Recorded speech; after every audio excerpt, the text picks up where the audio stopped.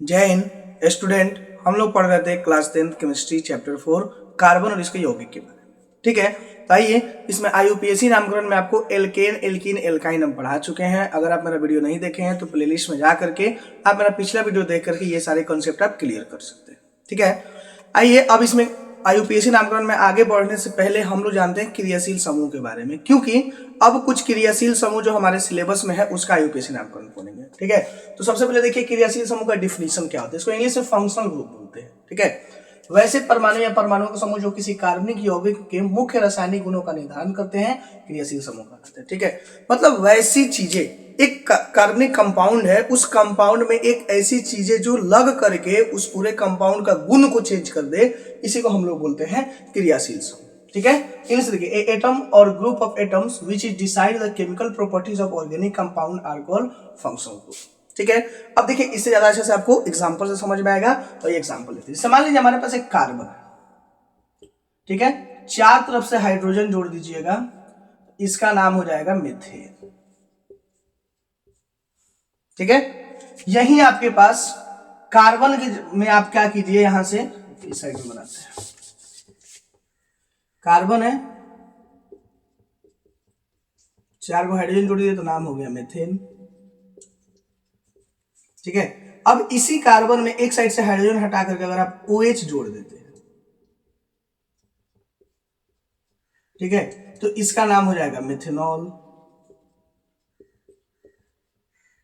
ठीक है, अब बताइए एक ये चीज है, कार्बन तो सेम है, तीन गो हाइड्रोजन भी सेम है, बस एक गो हाइड्रोजन को रिप्लेस करके सिर्फ OH लगा दिया गया तो ये मिथेन से मिथेनॉल हो गया।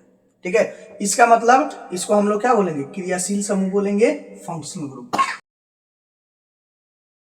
इसको क्रियाशील समूह या फंक्शनल ग्रुप कहा जाएगा। ठीक है, अब देखिए तो यही है हमारा फंक्शनल ग्रुप, इसको एग्जांपल के तौर पे आप लिख सकते हैं। ठीक है, अब ये कैसे नाम पड़ा, जब आप आईयूपीएसी नामकरण पढ़ेंगे उसमें आपको ज्यादा असर समझ में आएगा। ठीक है, देखिए आपको समझ में आ गया होगा। अब आइए कुछ फंक्शनल ग्रुप और उसका संकेत वगैरह हम आपको बता देते हैं। ठीक है, जो हमारे सिलेबस में पढ़ना है, तो सबसे पहले हम लोग को पढ़ना है सिंगल बॉन्ड OH, इसको बोलते हैं एल्कोहल।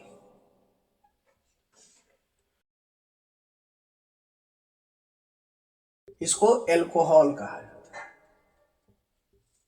ठीक है, उसके बाद O के साथ दोनों साइड से बॉन्ड जुड़ा रहेगा तो इसको हम लोग बोलेंगे ईथर। ठीक है, ये हमारे सिलेबस में नहीं है। ठीक है, लेकिन फिर भी फंक्शनल ग्रुप अगर कुछ ऑब्जेक्टिव में पूछता है आपको बता दें। इसको हेडिंग दीजिएगा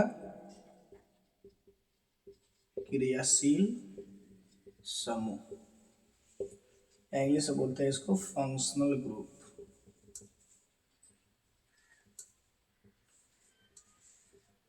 ठीक है, हमारा हेडिंग हो गया। अब देखिए एक आपके पास है हैलोजन, जिसको हम लोग बोलते हैं क्लोरीन क्लोरीन ब्रोमीन, यही पढ़ना है, इसको हैलोजन बोलते हैं। ठीक है, अब देखिए इसके बाद आपके पास आ जाएगा इसमें कार्बन के साथ डबल बॉन्ड के साथ जुड़ा रहेगा O, और एक साइड से H और एक साइड से इसका बॉन्ड खाली रहे तो इसको हम लोग बोलते हैं एल्डिहाइड।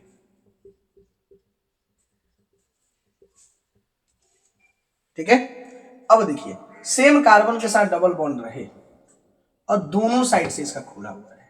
ठीक है, या आपको कहीं कहीं CO और ऐसे भी दिखा सकता है, इसको आपको कहीं दिखाएगा तो इसको आपको ये भी दिखा सकता है कि COH सिंगल बॉन्ड दिखा सकता है। तो आपको कुछ भी रह सकता है, अगर ऐसा कुछ आपको दिखे कि दोनों साइड से चेन खुला हुआ रहे और डबल बॉन्ड के साथ जुड़ा रहे तो इसको हम लोग बोलते हैं कीटोन। देखिए एल्डिहाइड और कीटोन में बहुत सारे बच्चे कंफ्यूज हो जाते हैं। ठीक है, आपको कंफ्यूज नहीं होना है क्योंकि आप हमारे साथ पढ़ रहे हैं। देखिए ट्रिक नॉर्मल, एक साइड हाइड्रोजन एक साइड खाली बॉन्ड एल्डिहाइड, दोनों साइड खाली बॉन्ड कीटोन, एक साइड हाइड्रोजन एक साइड खाली बॉन्ड एल्डिहाइड, और दोनों साइड में खाली बॉन्ड किसको बोलेंगे, कीटोन।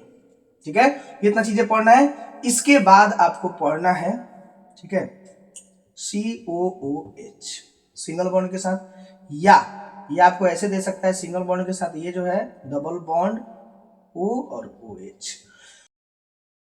अब देखिए ये OH देख करके आप ये ना कहिएगा कि एल्कोहल है। ठीक है, क्योंकि ये C डबल बॉन्ड के साथ जब OH लग जाएगा तो इसका नाम हो जाएगा कार्बोक्सिलिक अम्ल।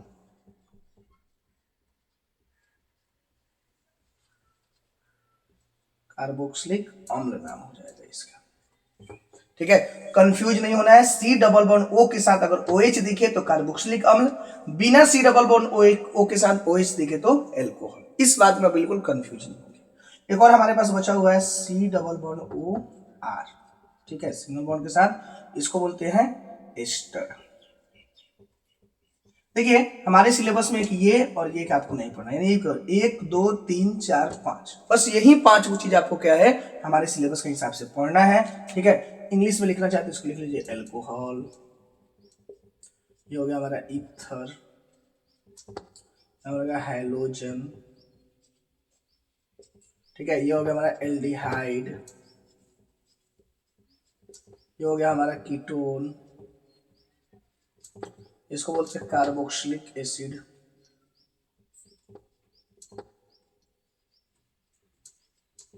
ये हो गया हमारा एस्टर। ठीक है, तो ये इतना हमारा फंक्शनल ग्रुप है, यही आपको पढ़ना है। अब बारी बारी से सब पे आपको हम आईयूपीएसी नामकरण करके बताएंगे कि सबके लिए क्या क्या रूल रहेगा, क्या क्या उसमें सफिक्स यूज करेगा। फिलहाल आप इसको नोट कर लीजिए, बहुत इंपॉर्टेंट है बिहार बोर्ड के पॉइंट से, और ये ऑब्जेक्टिव में आपको हर साल इसमें से 1-2 क्वेश्चन आपको देखने को मिल जाएगा।